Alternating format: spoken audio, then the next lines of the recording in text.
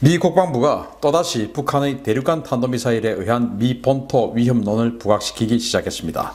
국방부는 물론 고위 장성들도 북한 위협론을 쏟아내고 있습니다. 현지 시각 12일 미 하원 군사위원회에 출석한 로버트 슈퍼 미 국방부 핵미사일 담당 방어 정책 담당 부차관보는 미국의 미사일 방어 기술 개발은 지연되고 있으며 이와 대조적으로 북한의 ICBM 기술은 매우 빠르게 발전하고 있어서 미국의 안보 위기가 초래되고 있다라고 보고했습니다. 그는 현재는 미국의 미사일 방어가 잘 되고 있지만 북한의 위협이 얼마나 빠르게 진화할지 알 수 없다라며 이에 대비한 대응책 마련이 시급하다고 주장했습니다. 미 본토의 방어를 책임지고 있는 테렌스 오셔너시 북부사령관 겸 북미 방공사령관 역시 같은 입장을 내놓았습니다. 오셔너시 사령관은 현재 미국은 북한과 같은 불량 국가의 미사일 위협을 방어할 수 있지만 그들의 빠른 기술 진보에 대응하기 위한 차세대 미사일 요격체 즉 NGI 조기 전략화를 위해 노력해야 한다라고 지적했습니다. 미사일 방어국장 존 힐 제독 역시 북한이 다양화된 탄도미사일 역량을 과시하고 있으며 이들은 이동식 발사대는 물론 SLBM에 이르기까지 다양한 탄도미사일을 개발해 배치하고 있어서 이를 또 타국에 확산시키고 있다라고 지적하며 미국과 우방국들을 위협하는 북한의 위협에 대응해야 한다라고 주장했습니다. 미군 수뇌부의 이 같은 지적은 북한의 미사일 기술이 동맹과 우방국들을 위협하는 것은 물론 미국 본토의 안전을 위협하고 비확산이라는 국제적 레짐을 위협하는 수준에 도달했다는 인식을 보여주는 것이어서 향후 미국의 대북 정책에 상당한 영향을 미칠 것으로 보입니다.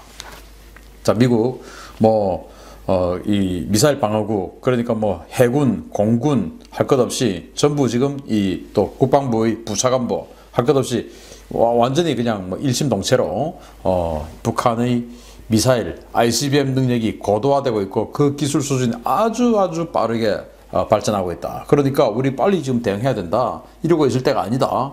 이런 주장을 동시에 펴고 있습니다. 그게 이제 뭐냐면 차세대 미사일 요격체인 NGI, Next Generation Interceptor죠. 그래서 이 차세대 요격체계 이거 빨리 해야 된다. 즉 예산 좀 더 내라. 이 내용일 수 있는데 문제는 말은 뱉고 나면 주워 담을 수 없어요. 이 NGI 개발을 위해서 예산을 획득하기 위해서 한 말들이고 논리지만 이 논리는 변함이 없습니다. 그러니까 그러면은 적의 위협에 대비해서는 첫째, 적이 공격을 하면 그것을 방어합니다. 방어하면은 계속 방어만 하냐? 이건 아니죠. 방어하면은 반드시 반격을 해야 됩니다. 또는 더 좋은 것은 적이 공격하지 못하도록 억제해야 됩니다. 또 적이 공격하지 못하면서 억제하면 선제 공격을 해야 됩니다. 왜? 그래야 우리 피해가 없으니까. 이게 군사 행동의 그냥 기본이죠. 정석이죠. 그러니까 이제 이런 이야기를 했다라고 하는 것은 북한의 ICBM 또는 SLBM에 대해서 방어 능력 빨리 키워야 된다. 그러면서 이제 그럼 그만 하고 마냐? 아니죠. 때리는 거 이런 것까지도 다 같이 이제 가야 되는 이런 상황으로 사실은 국방부를 비롯해서 각군 모두가 똑같은 지금 목소리로 발언을 하고 있다. 북한에 대해서. 그래서 이런 것들이 전부 다 이제 계속 쌓이고 하면은 북한에 대한 군사 옵션 실행은 당연한 것이 아니냐라는 쪽으로 프레임이 딱 설정이 될 수가 있다라는 생각을 해봅니다. 두 번째 소식입니다. 비슷한 소식이에요. 북한에 의한 미국 본토 위협론에 이어서 이번에는 WMD 확산 문제가 제기됐습니다. 미군 수뇌부가 북한 응징에 대한 명분 쌓기에 나서는 모양새가 연일 연출되고 있습니다. 존 힐 미국 미사일 방어국장은 현지 시각 12일 하원 군사위원회 산하의 전력소위원회 주관 청문회에 제출한 서면 보고서에서 북한이 불량 국가들에게 탄도미사일을 확산시키고 있다고 보고했습니다. 힐 국장은 북한은 이동식 발사대는 물론 잠수함 발사 탄도미사일 등 다양한 탄도미사일 기술을 개발해서 미국 본토는 물론 아시아 태평양 영내의 미군 장병들 그리고 우리의 동맹과 우방국들을 위협할 수 있는 수단 강화를 지속하고 있다라고 지적했습니다. 힐 국장은 또 국제 제재와 감시 속에서도 북한은 이렇게 개발된 탄도미사일 관련 기술들을 다른 나라에 이전해 왔으며 이는 전 세계 평화와 안전에 심각한 위협이다 라고 지적했습니다. 다이넬 케플러 미 육군 우주 미사일 방어 사령관 역시 힐 국장과 함께 보낸 서면 답변서에서 북한은 자신들의 정치적, 경제적 이익을 위해서 또는 주변국들을 압박하기 위해서 다양한 탄도미사일을 개발하고 또 확산시키고 있다라면서 북한의 탄도미사일 확산 범죄를 지적했습니다. 미군 수뇌부의 이 같은 지적은 북한이 한국과 일본 등 영내 동맹국들의 안전을 위협하는 것을 넘어서 미국 본토와 전 세계를 위협하는 불량국가라는 점을 강조하기 위한 것으로 풀이되는데요. 과거 이라크전 때도 이러한 명분 축적 후에 군사 옵션이 시행되었던 것을 감안하면 미국이 김정은 정권 응징을 위한 명분을 쌓고 있는 것으로 보여서 향후 추이가 주목되고 있습니다. 자, 이번 이제 소식은 북한이 WMD, 즉 핵 관련 기술 그리고 탄도미사일 이런 것들을 다른 나라로 지금 팔고 있다, 확산시키고 있다. 지금 이 보고를 미 해군, 미 육군 이런 데서 지금 계속 보고를 하고 있는 것이에요. 의회에다가. 자, 지난 2월 20일입니다. 제가 이제 우리 신행근의 국방TV 여기를 통해서 안보 브리핑에서 말씀을 드렸었는데, 이 북한을 출발한 중국 선적의 화물선이 인도에서 억류가 됐죠.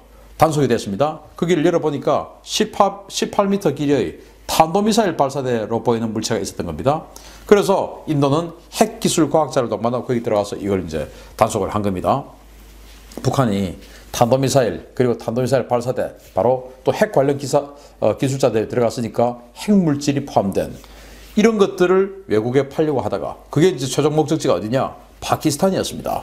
그래서 파키스탄은 과거 1998년 북한과 함께 북한의 노동미사일을 제공받고 파키스탄은 그들의 고농축 우라늄 바탕으로 한 핵폭탄 만드는 제조기술을 북한에 전달하는 이 교환을 했죠. 그게 바로 이제 칸 네트워크를 통해서 그렇게 했는데, 그렇듯이 파키스탄의 핵개발과 북한의 핵개발은 거의 같이 가고 있어요. 그래서 그 파키스탄에게 그 미사일 발사, 탄도미사일 발사대를 지금 제공을 해주는 것을 인도가 단속을 한 겁니다. 그걸 지금 이제 불과 20일 전이에요.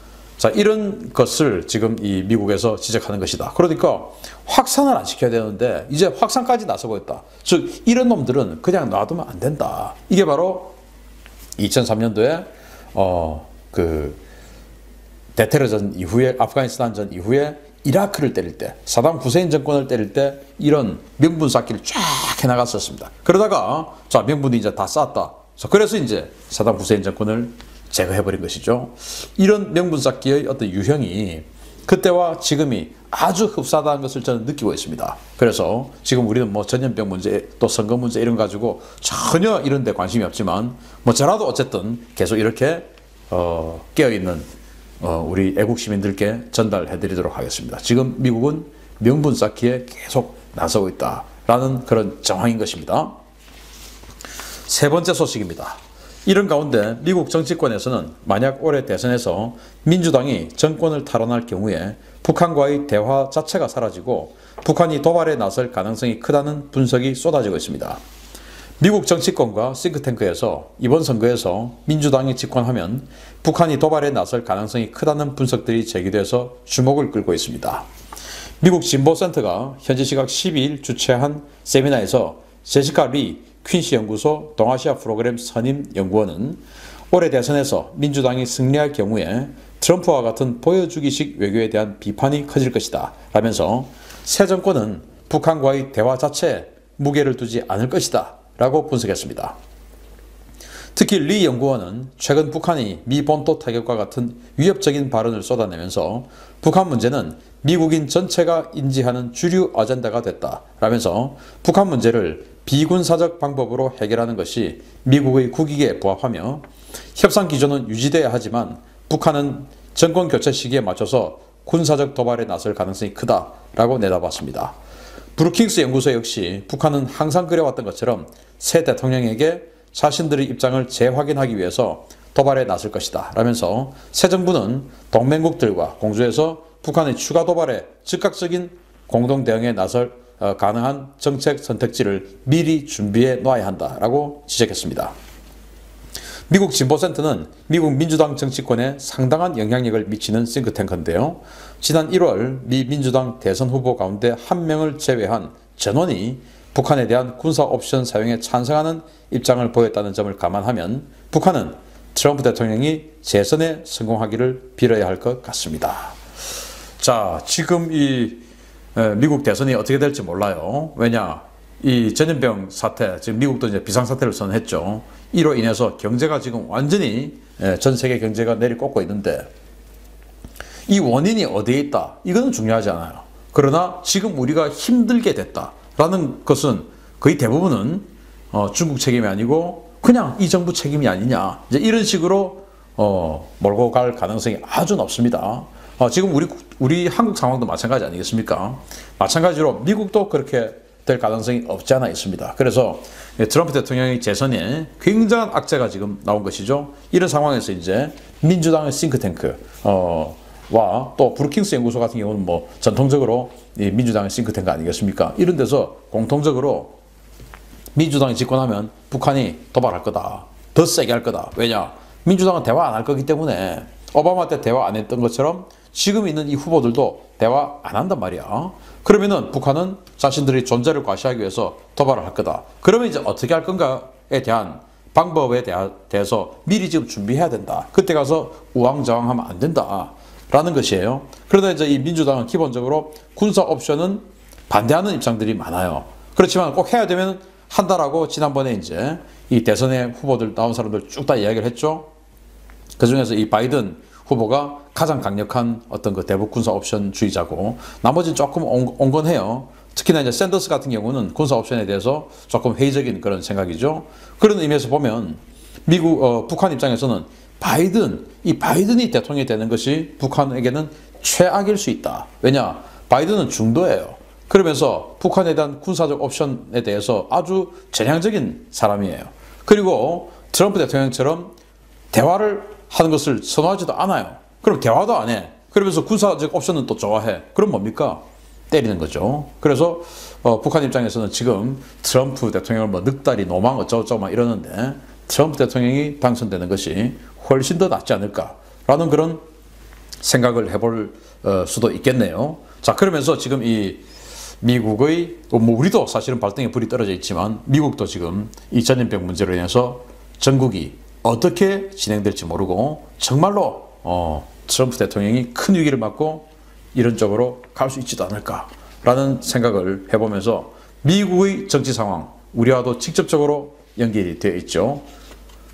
우리가 2009년 12월 12일 새벽 4시경 서울 근교에 있는 수도방위사령부 방공포병여단에 비상이 걸립니다. 여명이 터올 무렵 검푸른 하늘을 북한의 일류신 28 폭격기가 새까맣게 뒤덮습니다. 어림잡아 80여 대는 되어 보입니다.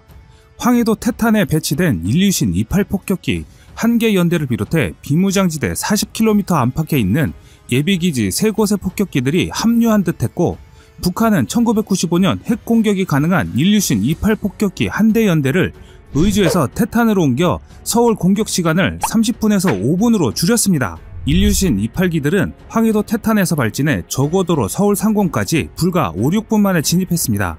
1985년 군산 근교에 불시착한 중국 공군 일류신 28기처럼 한국군의 요격기와 미사일을 피해 저고도 비행으로 서해를 무사히 통과합니다.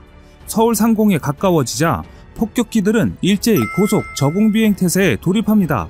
청와대와 용산미군기지 등 한국의 주요 시설을 향해 가미가제 공격을 감행할 태세로 남침합니다.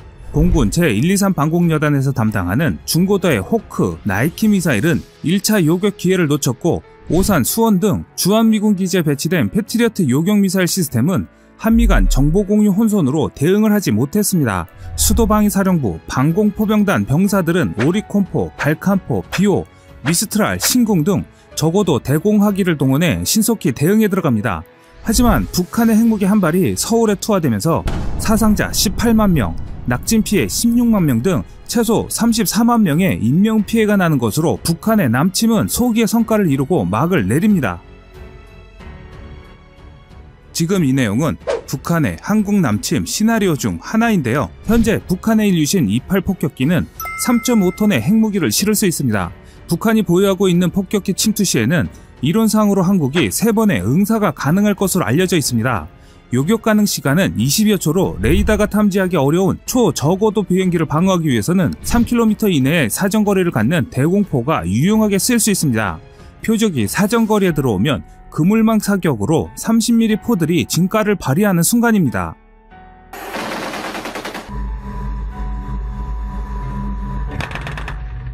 (30mm) 쌍열포에서 분당 600발씩을 쏟아볼 수 있습니다. 처음 한국의 대공포는 북한의 적어도 침투 방어를 위해 개발되었습니다. 처음 등장한 것이 미국의 발칸인데요.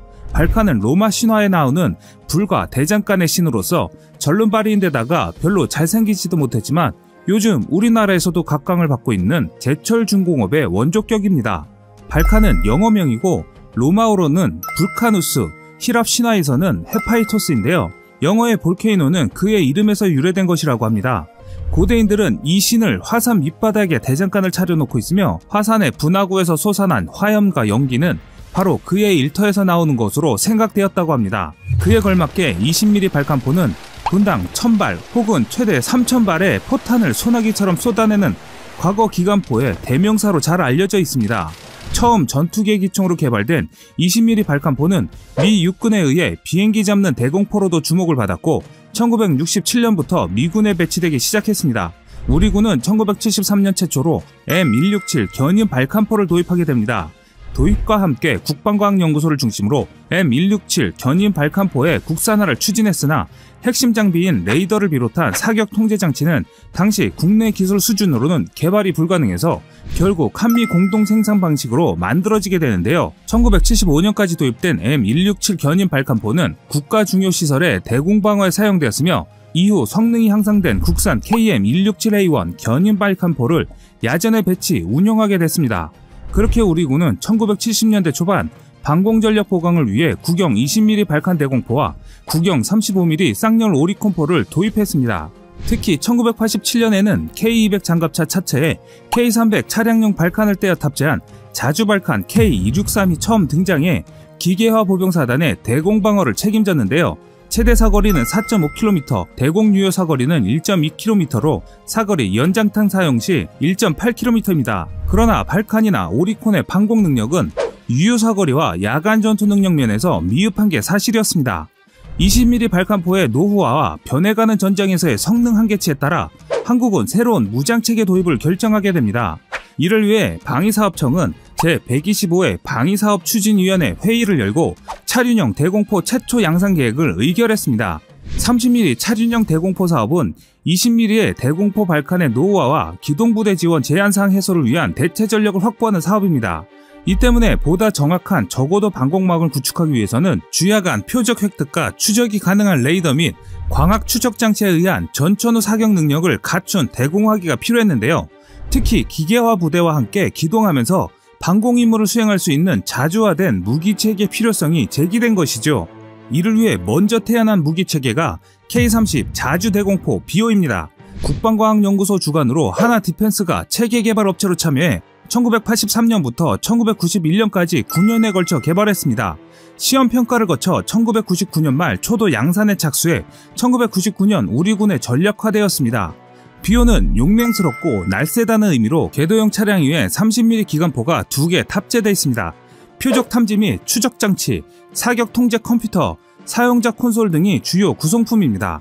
표적 탐지 능력으로는 피하 식별과 이동 표적 식별 능력을 갖춘 탐지 레이더가 사용됩니다. 또한 비오의 사격은 우선 탐지거리 17km의 레이더가 적 항공기를 발견하며 시작되는데 약 7km 수준까지 접근하면 전자광학 추적 장비를 통해 적 항공기를 자동 추적하고 사정거리인 3km까지 접근하면 사격을 실시합니다. 최고속도 60km로 이동하면서 한 개의 포당 1분에 600발을 쏠 수 있어 1200발 사격이 가능합니다. 비오의 전자광학 추적 장비는 기상조건과 주야간 상황에 구애받지 않고 이동 중에도 추적할 수 있습니다. 체계 반응 속도가 6에서 13초에 불과하기 때문에 우리나라와 같이 산악 지형이 많은 나라에서 산악 후사면으로 접근해 기습 공격하는 적 항공기에 효과적으로 대응할 수 있는데요. 차륜형 대공포 소개에 앞서 비오를 설명드린 이유는 비오의 거의 모든 시스템을 가져왔기 때문입니다. 이번에 양산되는 구경 30mm 차륜형 대공포는 기동부대 작전 지원과 적어도 공중기습 공격에 대응할 수 있는 최신 대공무기입니다. 군은 국산 30mm 차륜형 대공포의 시험평가가 군의 요구 기준을 모두 충족해 개발에 성공했다고 밝혔는데 이 무기체계는 2015년 6월부터 550억 원을 투자해 하나 디펜스 및 하나 시스템 등 5개사와 중소협력업체 200여 개가 참여해 개발한 것입니다. 앞으로 궤도형 30mm 대공포인 비오와 비오 복합 그리고 발칸포와 함께 저고도 방어를 담당하게 될 것으로 예상됩니다. 30mm 차륜형 대공포의 장점은 여러 가지입니다. 우선 구경 20mm 발칸포에 비해 사거리가 1.6배 늘어났고 차륜형이어서 기동부대와 함께 방공작전 지원이 가능합니다. 또 방공지휘 통제 경보체계, 국지 방공레이더, 비행기지 대공사격 통제체계 등과 연동해 실시간 작전을 할 수 있습니다. 또한 연동 불가 시에도 장착된 주야간 추적이 가능한 전자광학 적외선 추적 장치와 유관 조종기로 자체 표적 탐지가 가능합니다. 그렇기 때문에 자체 추적 레이더가 없어 레이더파를 발산하지 않아 적 항공기에 장착된 레이더 경보 수신기를 무용지물로 만들면서 육군 방공 레이더 등과 연동함으로써 원거리에서 대응할 수 있는 장점이 있습니다. 고가의 추적 레이더가 없어 가격이 저렴해지고 정비 소요가 줄어들고 가동률은 높아지는 장점이 있습니다. 현재 방사청은 기존 대공포 대비 임무 수행 능력이 현재보다 약 4배 향상될 것으로 내다보고 있습니다. 이뿐만이 아닙니다. 기존 대공포 운영 인력의 절반 이하로 중대 기준 48명에서 18명으로 운영이 가능해 미래군 구조 개편에 따른 운영 인력 감소에도 대비할 수 있습니다. 차륜형 대공포는 전투 중량은 26.5톤, 추적거리는 7km, 사거리는 3km입니다. 발사 속도는 포당 1분에 600발로 비오나 비오 복합과 같은 것으로 알려져 있습니다. 최고 속도는 시속 90km로 주행할 수 있고 높이 0.5m인 장애물과 너비 1.5m인 참호를 통과할 수 있을 만큼 기동성도 뛰어납니다. 한국형 차륜형 장갑차의 더욱 큰 의미는 국산 화율이 95% 이상으로 국내 방산업계 활성화와 관련 일자리 창출 등 경제적 파급 효과는 물론 수출도 기대된다는 것입니다. 여러분도 잘 아시는 공격무인 드론이 새로운 전장에 무기로 등장하면서 적어도 대공포에 대한 수요가 높아지고 있는 상황입니다. 여기에 한국의 대공포와 한국의 장갑차 기술이 합쳐진 무기라면 다른 외국에서도 탐을 낼 만한 무기인 것입니다. 이뿐만이 아닙니다. 일전에 비오복합에 대한 소식을 전해드린 적이 있습니다. 비오복합은 2018년 10월 인도군에 25억 달러, 약 2조 9,200억 원 규모로 단거리 대공유도무기 도입 사업에서 성능 테스트를 유일하게 통과하고 가격 협상 대상 장비의 단수 후보로 선정됐습니다. 그러나 인도의 총선과 경쟁국인 러시아의 반발로 중간에 난항을 겪었는데요. 이는 한국의 대공포 무기가 세계 재래식 무기 수출 강국인 러시아에게도 위협이 된다는 것입니다. 반면 현재 인도 언론이 밝힌 바에 따르면 인도 국방부는 이번 달 내 대공무기 사업에 결론을 낼 것이란 전망을 내놓았는데 비오복합은 러시아산 무기와 달리 드론과 같이 적어도 단거리 비행체에 특화된 무기이기 때문에 인도가 무기 구매에 관해 빠른 결론을 내린다면 단수 후보인 하나 디펜스가 수주를 마무리할 가능성이 큰 것으로 밝혔습니다. 계속해서 인도에서의 좋은 소식 기대하겠습니다. 다시 결론을 말씀드리자면 이번 차륜형 대공포의 도입으로 한국군의 방공체계는 20mm 발칸, 30mm 차륜, 30mm 비오복합 등 대공포와 천마 단거리 지대공 미사일, 천궁 중거리 지대공 미사일 등 다층 방어 체계를 갖췄습니다. 사업기간은 올해부터 2031년까지 11년이며 총 사업비는 약 2조 2천억 원이 소요될 것으로 파악됩니다. 한국은 남들이 못 보는 곳에서 시각을 달리해 틈새 시장에서 두각을 나타내고 있습니다. 또한 한국은 러시아와 같은 세계 무기 수출 강국들도 견제하는 위치에까지 오게 된 것입니다. 앞으로 한국의 선전이 기대됩니다. 지금까지 세상의 모든 이야기거리를 얘기하는 꺼리튜브였습니다. 시청해주셔서 감사합니다. 지금 이 코로나 바이러스 사태가 제1차 유행, 제2차 대유행을 거쳐서 제3차 대유행의 위기가 지금 감지되고 있습니다. 그동안 다른 지역에서 코로나 바이러스가 퍼지다가 드디어 서울 지역으로 이러한 바이러스 확진자가 늘어나고 있습니다. 자, 그런데 문재인 대통령이 3월 11일 청주에 있는 질병관리본부를 방문해가지고 어떤 이야기를 했느냐 하면은 특별 입국 절차로 전면 입국 금지라는 극단적 선택을 하지 않고도 바이러스를 막아내고 있는 모습들이 국민에게 든든하게 보인다라고 이렇게 치하했다고 합니다.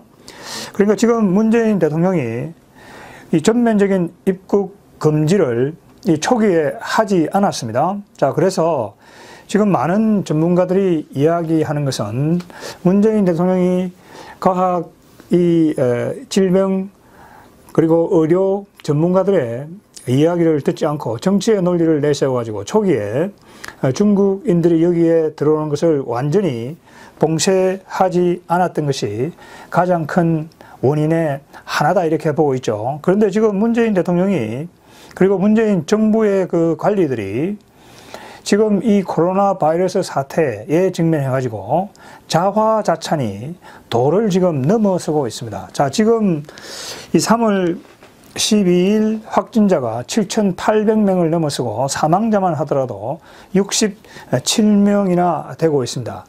자, 지금 그리고 병원에 격리되어 있다가 지금 퇴원한 사람들도 굉장히 많고 여전히 지금 검사를 받고 그 결과를 초조하게 기다리는 그런 국민들도 굉장히 많습니다. 자, 그렇다고 한다면은 국가의 지도자로서 조금 더 신중한 그러한 발언과 행보가 절실히 요청된다 이렇게 생각할 수 있을 것입니다. 자, 그런데 이렇게 우리 국민들이 확진이 되고 그리고 불안과 공포에 떨고 심지어 말이죠, 이 확진자들 중에서 사망한 그 가족들은 그 장례도 제대로 지나지 못하는 그런 상황인데 어떻게 대통령이 이 충북 청주의 질병관리본부를 방문을 해가지고 자기 자신의 잘못에 대해서 사과를 하지 않고 그러한 정부의 아니한 그러한 대책에 대해 가지고 자화자찬을 하는지, 이건 말이죠, 도를 넘어도 도를 엄청나게 넘은 것이다. 그리고 문재인 대통령이 그리고 문재인 정부 관리들이 지금 그런 자화자찬을 할 시기가 아닌 것이죠. 3월 11일 날 드디어 세계보건기구가 중국 보건기구라는 비판을 그동안 받아오다가 아주 뒤늦게 말이죠, 이 우한 코로나 바이러스가 세계적인 대유행이다, 팬데믹 선언을 했습니다. 자, 그러니까 지금 이러한 뒤늦은 발표이지만은 지금 이탈리아에서는 확진자가 1만 명을 넘어섰죠. 그 이란에도 확진자가 1만 명을 넘어섰습니다. 그리고 사망자도 이탈리아와 이란에서 수백 명이 지금 되고 있죠. 그래서 지금 이것이 제3차 대유행으로 갈지도 모른다고 하는 그런 우려가 나오고 있는데, 그렇다고 한다면은 이 국가의 지도자가 이 문제에 대해 가지고 그걸 더욱더 심각하게 생각하고 자화자찬하기보다는 국민들에게 사과를 하고 또 국민들에게 그러한 나름대로 어떤 그 부탁을 하려고 한다면은 자기 스스로가 몸을 낮추는 그런 자세가 필요한 것 아니겠습니까? 지금 문재인 대통령이 초기에 2월 4일 날 우한 지역 일부 지역에서 들어오는 중국인들을 이 차단함으로 해가지고 다른 지역에서 오는 중국인들이 2개월 동안 14만 명이나 여기 들어왔습니다. 지금 코로나 바이러스의 어떤 특징이라고 하는 것은 확진이 되지 않은 그 보균 상태에서도 이 감염이 될 수 있는 그런 지금 상황이 있는 것이고, 자, 그러한 잘못에 대해서 문재인 대통령이 전혀 그런 사과를 하고 있지 않습니다. 그리고 문재인 대통령이 또 어떻게 했습니까? 2월 13일 날 경제 관계자들을 만나가지고 머지않아 이런 코로나 바이러스 사태가 종식될 것이다, 어떻게 그런 섣부른 판단을 할 수 있는 것이죠? 그래서 뉴욕타임스가 이 문재인 대통령의 이러한 안이한 자세에 대해 가지고 대단히 비판적인 아주 장문의 기사를 실기도 했죠. 그리고 2월 28일에는 문재인 대통령이 사당 대표를 만나가지고 지금이라면 몰라도 그런 식으로 말이죠. 지금 여기 보게 되면 지금이라면 몰라도 지금 상황에서는 이 중국 전역으로부터 입국 금지 조치가 실효적이지 않은 것 같다. 그러니까 지금 상황에서는 2월 28일 상황에서는 그게 전면 입국이 실효적이지 않다. 자, 그러다고 한다면은 그 전 상황에서는 실효적이었다고 스스로 생각했던 것인가요? 그러니까 지금 문재인 대통령이 일련의 발언이나 행보를 본다고 하면은 이것은 문재인 대통령이 초기에 이 과학의 논리가 아니고 정치의 논리를 내세워가지고 잘못 대응했던 그러한 것을 지금 변명하고 거기에 대해서 이 사과를 하지 않고 빠져나가려고 하는 그런 지금 하나의 자세를 보여주고 있는 것이죠. 자, 이렇게 해서는 지금 3차 대유행으로 들어가고 있는 이런 상황에서 이 문재인 정부가 말이죠, 이것을 막을 수 있을 것인지 또 국민이 대단한 지금 이 공포에 떨게 되는 것이죠. 지금 입국 금지한 국가가 이 한국 한국의 경우에 123개국이 지금 되었습니다. 이건 말이죠. 거의 유엔 회원국이 193개국인데 거의 이제 3분의 2가 넘는 이 국가들이 대한민국의 전면 입국 금지를 한다거나 그리고 2주일간 격리를 한다거나 그리고 입국 절차를 강화한다. 자, 이렇게 해가지고 지금 이 시간함에도 몇천 명의 한국인들이 격리가 돼가지고 외국의 그 차가운 방에서 말이죠. 어려움을 겪고 있는 것이죠. 자, 그런데 왜 대통령이 나서가지고 이러한 문제에 대해서 자화자찬을 하는 것인지 참 납득하기 어렵죠. 자, 그렇게 한다고 해가지고 문재인 대통령의 잘못이 국민들로부터 이렇게 그 해소가 돼가지고 자기 자신의 정치적 입지가 올라갑니까? 문재인 대통령의 정치적 입지는 말이죠. 이건 우한 폐렴 사태에 잘못 대응을 하고 해서 대로 돌이킬 수 없을 정도로 말이죠. 지금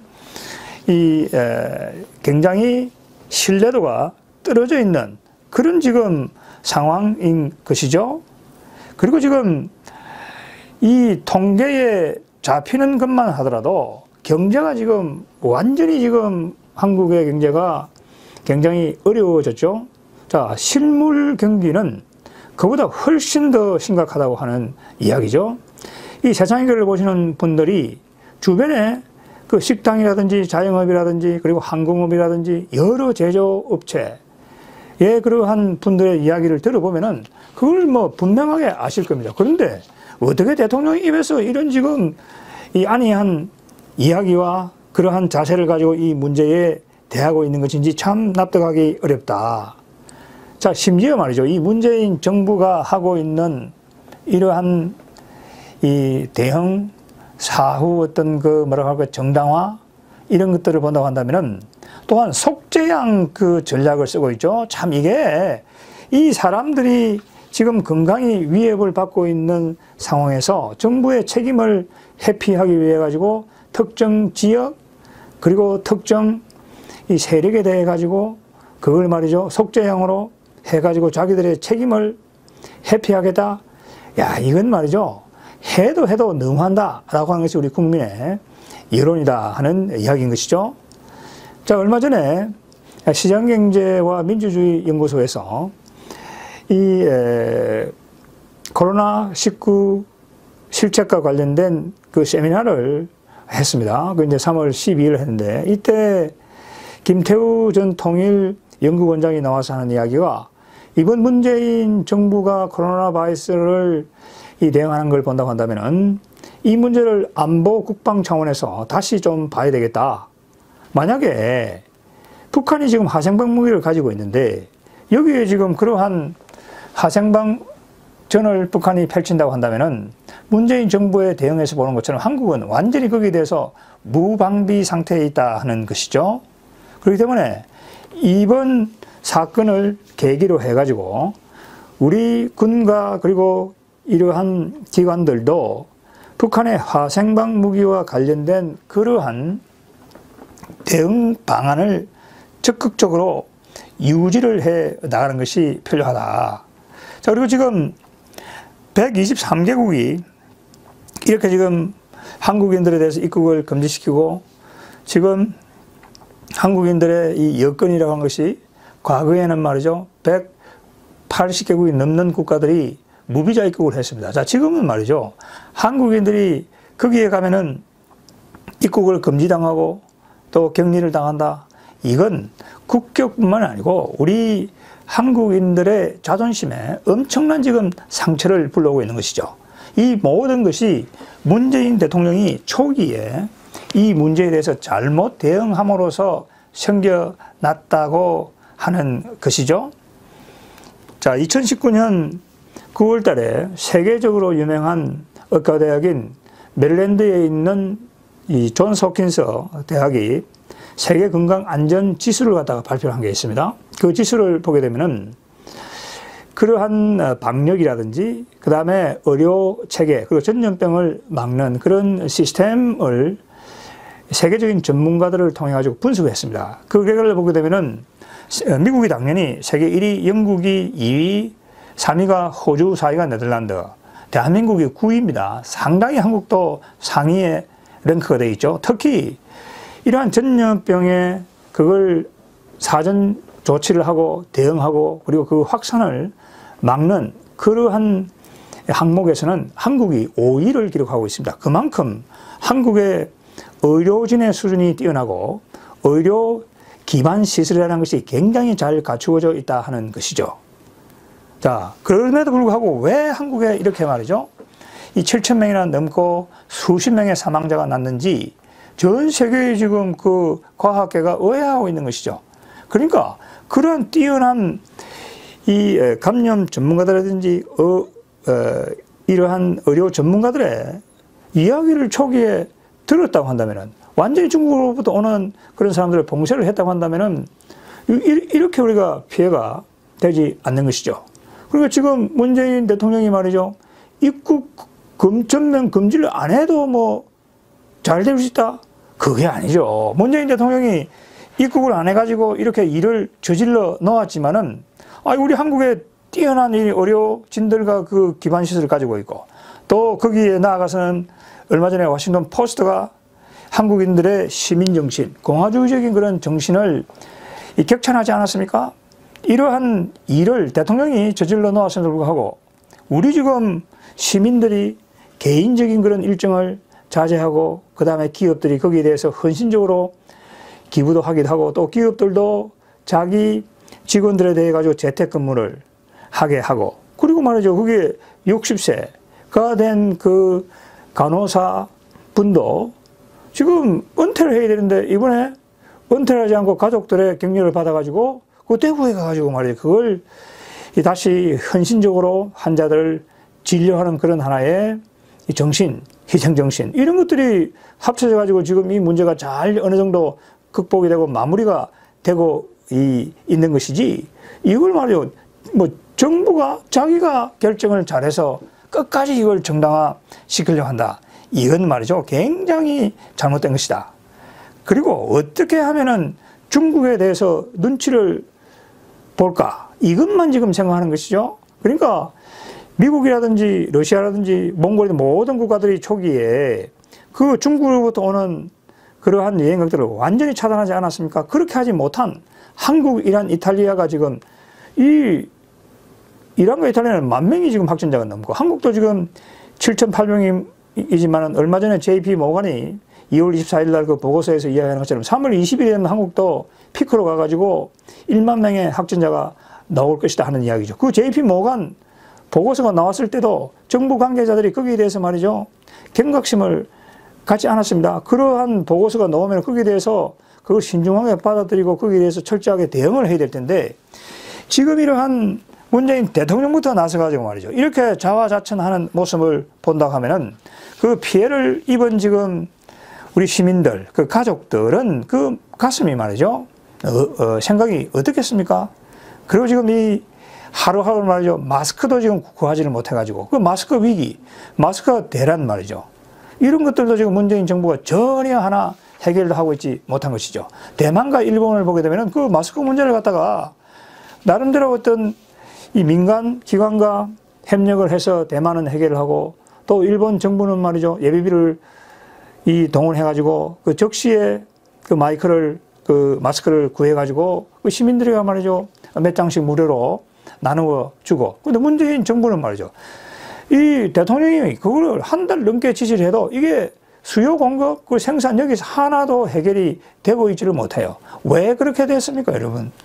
이 사태에 대해 가지고 대통령이 초기 입국 금지를 안 시키니까 기강이 전부 다 해이해져 버린 것이죠. 어떻게 되겠지?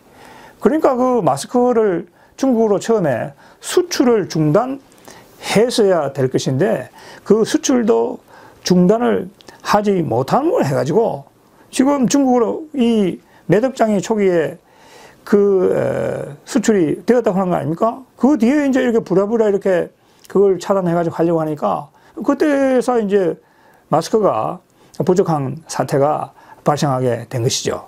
그러니까 그 생산이라든지 그 다음에 유통이라든지 그리고 또 거기에 대한 어떤 수요에 대한 말이죠. 정확한 예측도 하지를 못하고 마스크 문제도 하나 지금 아직까지 해결을 못하고 있습니다. 그 시민들이 말이죠. 이 지금 한 달, 두 달 넘도록 가가지고 줄을 서고 있는 이런 상황이다. 자, 그러니까 우리 시민들이 어떤 이야기를 하느냐. 아니 마스크 문제도 하나 해결하지 못하는 이 정부가 부동산이라든지 그 외 원전 정책이라든지 이런 거 어떻습니까? 그 다음에 뭐 소득 주도 성장 여러 가지 정책을 내놓지 않았습니까? 지금은 이러한 우한 폐렴 사태에 대한 실패 때문에 문재인 정부가 지금까지 실시해온 그 정책에 대한 국민들의 불신이 굉장히 지금 깊어지고 있다 하는 것이죠. 그래서 제가 오늘 마지막으로 말씀을 드리고 싶은 것은 문재인 대통령이 절대로 자화자찬해서는 안 된다. 문재인 대통령은 자기 자신이 잘못한 것을 되돌아보고 국민에게 즉시 사과를 해야 된다. 그리고 지금 1차, 2차 대유행을 거쳐서 3차 대유행으로 지금 갈지도 모르는 그런 상당히 화급한 위험한 상황에 있다고 하는 것이죠. 그래서 이 점에 대해서 이 문재인 정부가 제대로 된 인식을 갖지 못한다고 한다면 우리 국민들이 더 많은 희생을 당할 수가 있다 하는 점에 대해서 말씀드리면서 오늘은 여기까지 하도록 하겠습니다. 감사합니다.